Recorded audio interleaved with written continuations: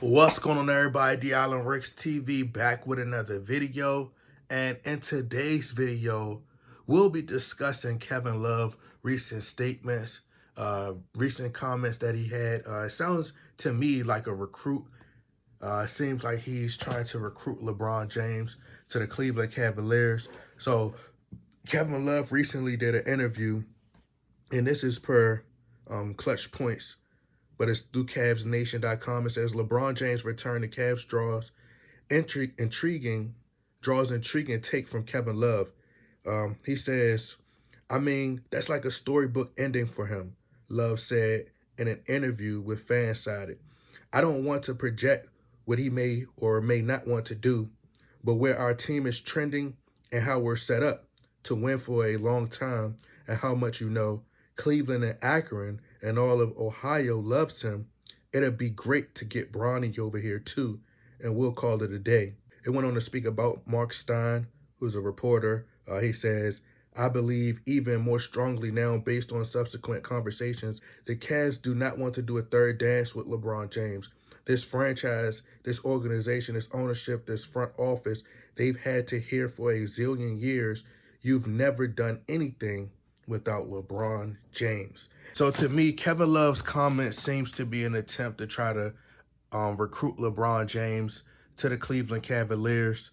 And I'm not sure if Kevin Love was told to do this or if he genuinely wants to, reunite with LeBron James and play with LeBron James again. I don't think that, like, when I look at situations like when Kevin Love had a mental breakdown playing with LeBron James, and I just think he probably forgot about the pressure and what it's like being in that type of environment when you got the media bashing you and attacking you and saying that you're not helping LeBron James. So I think that he may have forgotten that within now that LeBron is on the other team, and but I think he's forgetting that they're having so much fun. So I don't know, I don't know their relationship. So to me, from the outside looking in, I think that maybe him and Kevin Love have a personal relationship, have a close relationship. But as he said, this is something that I've said multiple times. It makes sense because this is where him and Bronny James are from. Like, this is where LeBron James is from.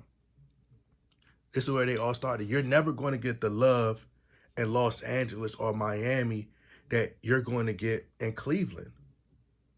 So it's almost like, why did you leave Cleveland in the first place? Or why did you leave again? Especially if you're going to keep going back. That's how a lot of fans are viewing it. It's like, why do you keep leaving and coming back? But it's like LeBron James, if he doesn't get the things that he wants, he quits. And then he goes to another team. And as Brian, Big Horse say, he depletes your roster and drain you of all your assets.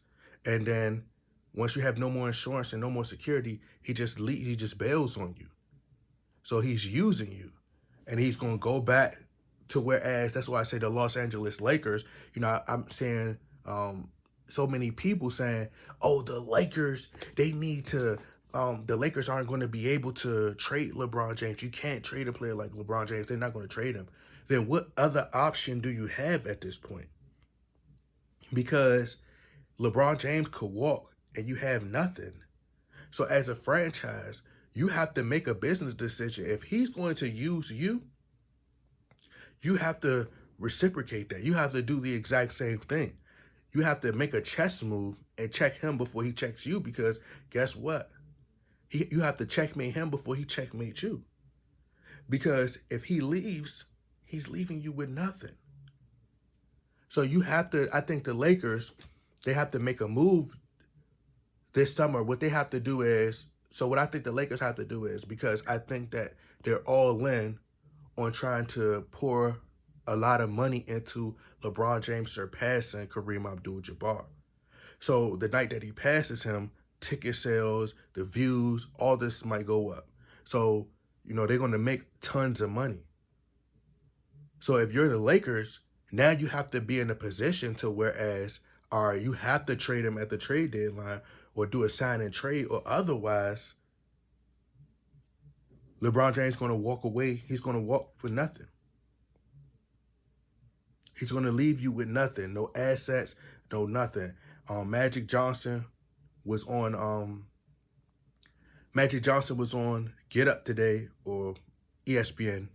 So when Magic Johnson was up there, he said he totally opposed the Lakers trading the first round draft pick in 2027, I believe, and including Russell Westbrook and shipping them off to, let's say, to Houston for John Wall, which is I said was, dumb in the first place. It made zero sense to trade for John Wall when John Wall and Russell Westbrook have similar styles. They play the same way.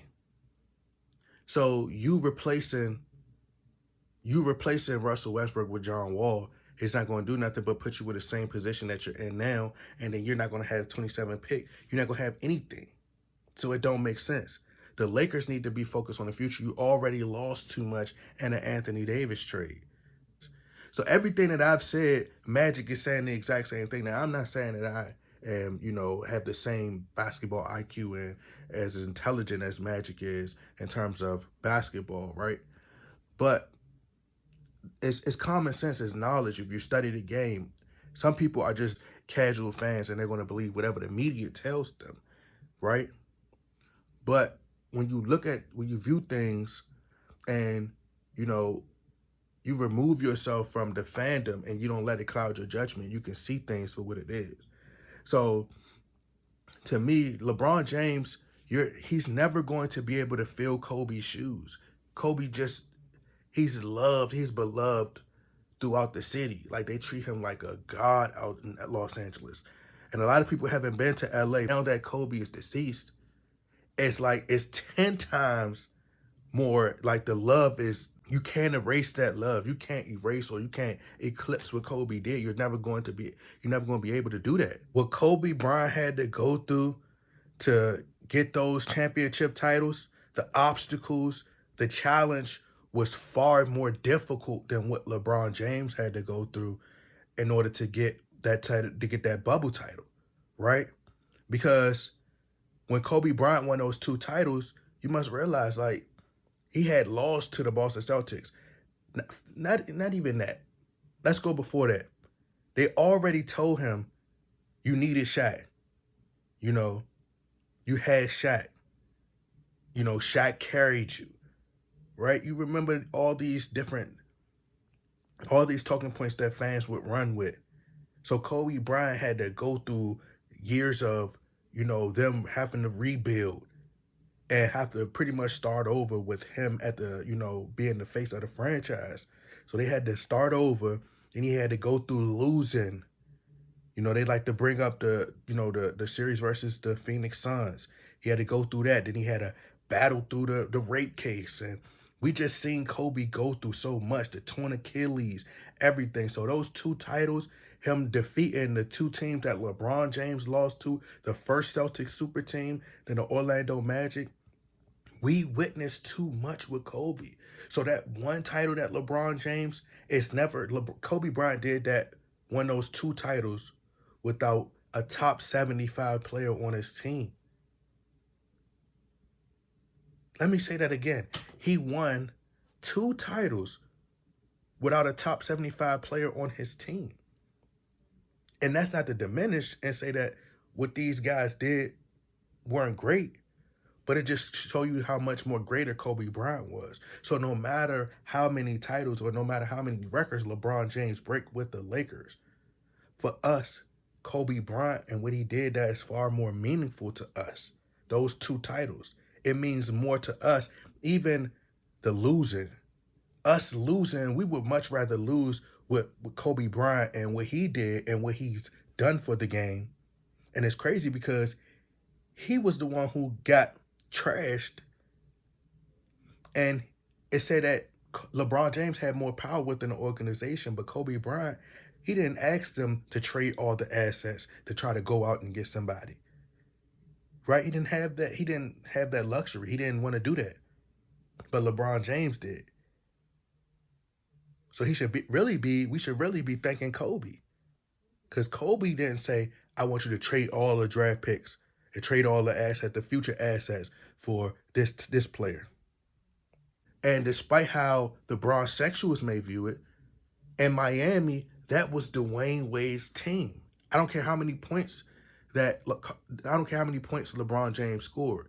That's always going to be a Dwayne Wade city.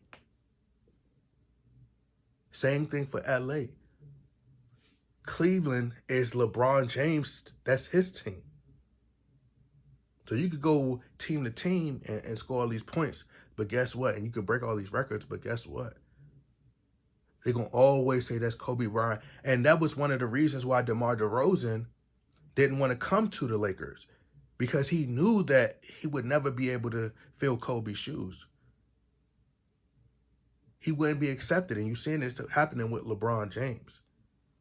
But when I look at the Cleveland Cavaliers, I understand Dan Gilbert and his mindset, or if based upon what Mark Stein said, I could understand why he wanted to move past LeBron James. He wouldn't want him to come back, because it's like he hovers over your franchise and it's like, oh, you can't win. So just imagine, and I understand that's ego, but at the same time, you have to put yourself in his shoes and you be like, man, like, I get it.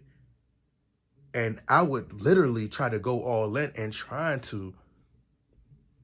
And I understand that, I mean, it's profitable for him. But just imagine if Dan Gilbert is able to win a championship title without LeBron James. Now, you can't run with the narrative that, oh, LeBron James has the only championship title for the Cleveland Cavaliers, right? You can't run with that narrative no more. You see what I'm saying? So the Lakers now have to make a decision, and they have to make an important decision. But LeBron James was never a Laker, and he's never going to be able to, and he's never going to be. Coming to the Lakers, many people felt that this was like LeBron James. This is where he was going to finish his career. He was going to ride off into the sunset. But it's hard to do that when you're not accepted. See, with Kobe Bryant, we watched for 20 years, we watched the player go through the ups, the downs, being, crucified within the media, being vilified, and just get hated, right? Get bashed, get hated, all this. We've seen him overcome so many different obstacles. So it was like watching somebody be raised and grow up, get old, and, we seen what he'd been through with his family, X, Y, and Z. We seen him die. We seen everything. We watched everything transpire with Kobe. And it's like we watched all of that. So it's a different type of love that people have for Kobe Bryant. Loyalty. Now, people always like to point to, oh, Kobe Bryant was going to leave this time. Did he leave? No. Anybody can say, I'm going to go somewhere, I'm going to do this, or I'm going to leave, and I'm going to do that. But a loyal person does what? They stick it through. I don't care. How many arguments in the relationship, how many arguments you get into with a person, and y'all go through y'all, situations. He didn't leave. That happens. Arguments. Y'all get into, y'all have differences. Y'all go through so much, but y'all stick it out. Right? But like I said, it's a storybook ending. It makes sense. It's like the end of it's like the last chapter to a book. LeBron James playing with Bronny James. Bronny James was born there. LeBron James was born there. You're playing with this. You're suiting up. Your son can be drafted to the same team that you were drafted to. You see what I'm saying? That would be like the perfect storyline. Just imagine your son having a locker next to yours. He's basically doing the exact same thing that you did. And you're right there every step of the way. You get to share that moment with your son on a team that you were drafted to. It makes perfect sense. However, I think that Kevin Love spoke on how the team is built to win in the future, but you have to also realize that a lot of those assets if the Lakers are going to have to, if they're going to make a trade, they're going to have to get a lot of those pieces in return. So that same team that you believe is going to help y'all win in the long run, or that's going to, be built for you guys to last, a lot of those players are going to be gone. But it would mean a lot to me, it would mean more for this franchise to win a title without LeBron James than it is to win another one with him. Many people don't understand how special of a talent that Darius Garland is and how he's going to blossom and become one of the greatest point guards that this game has ever seen. Darius Garland is extremely talented. He's going to be one of the best point guards, mark my word. I think, now, in my honest opinion, I think that Darius Garland is going to be better than Kyrie Irving. He's going to be 10 times better than Kyrie Irving. He's going to be a better shooter. He has great ball handling skills and his finesse, and, he's much smaller. His ability to create and facilitate, he could do everything. He could do it all in one. And he could shoot at a very high clip. He's like a great shooter. If the Lakers were to draft Darius Garland, they would have got one of the best point guards that's going to ever do it. And he's not even, you got to think, he hasn't even reached his prime yet. He hasn't reached that superstar level yet, but he's trending that way. This man is going to be incredible. I'm talking about phenomenal. He's going to be one of the best point guards in the league. So if LeBron James is smart, he'll go back to Cleveland and pair with Darius Garland. And they're going to be unstoppable because this man is going to be I'm telling you, Darius Garland is the truth, bro. The truth. This man can do everything. He could do everything. Darius Garland is going to be one of those players, he don't have no weakness. No weaknesses. He has that assassin's mentality. He's a clutch player. I'm telling you, bro, he has that DNA of a straight killer. The DNA and the making of one of the greatest point guards in the NBA. Can do it all. Box office. And having someone like Darius Garland alongside LeBron, but also being alongside Bronny James is going to make Bronny James, because they're already saying that Bronny James isn't going to be this huge star. They're not saying that he's that great of a player, but he doesn't have to be when you have the talent that, you have your dad, and then you also have Darius Garland and all these other players, these other role players, that's going to make your job a lot easier, and the developmental process is going to make that much easier as well. He's going to be able to, have the freedom to be able to mess up and still have, someone pick up the slack for him. But I'm begging the Cavaliers, please take LeBron James. You can have him. I mean, take him. Take him. We'll take a can of Sprite for LeBron James at this point. Take him. Take him. You can have him back. We don't want him. And they was like, you got fans like, well, where were you at before LeBron James showed up? Right back where we were. We are right back. Right now, we are right back where we were in the beginning with LeBron James. So what difference is he making? What reason does he have to be here?